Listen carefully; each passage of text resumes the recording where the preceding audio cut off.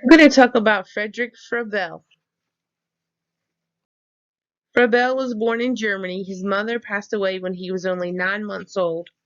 His father remarried when he was 4 years old, but his stepmother didn't treat him well, and he never felt loved from her. He felt like she favored her own biological children over him. He also felt very distant from his father. When he was 10, he went to live with his uncle, and his uncle treated him much better, and he said that his uncle was like a loving father.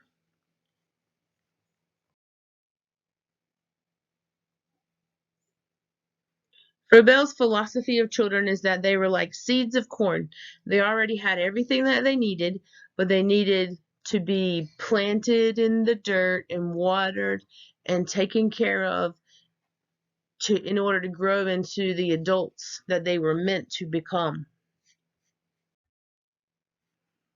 Froebel believed that children learn best through play, through hands-on play, and being able to be creative with things that they were given. With It's a different than Montessori approach, because with Montessori, children are only allowed to do specific things with the materials that they're given, where Froebel thought that they should be able to use those materials to be creative. He thought that children at his school needed to be nurtured and they needed to be loved just as they would be by their mother.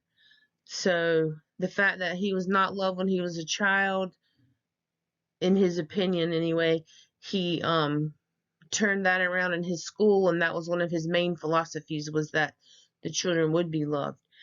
He used two main types of materials. He called them gifts and occupations.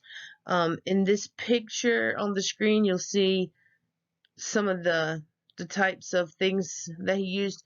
I think there were 6 balls, and there were rectangular shapes that could be broken down into fractions and built back up. The things that were called occupations were pencils and paper and wood and sticks and things that children could use to be creative and to build.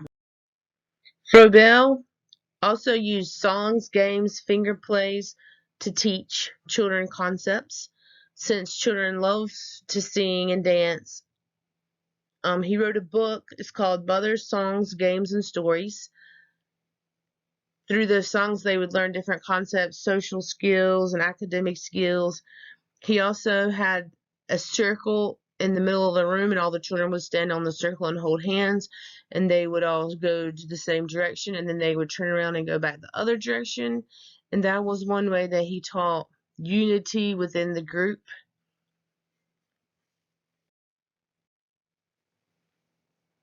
Froebel also encouraged children to pretend to garden and pretend to serve food and pretend to take care of each other, so that when they grew up, they would be prepared for occupations that they had. On YouTube, I found a little sample of a song from his book.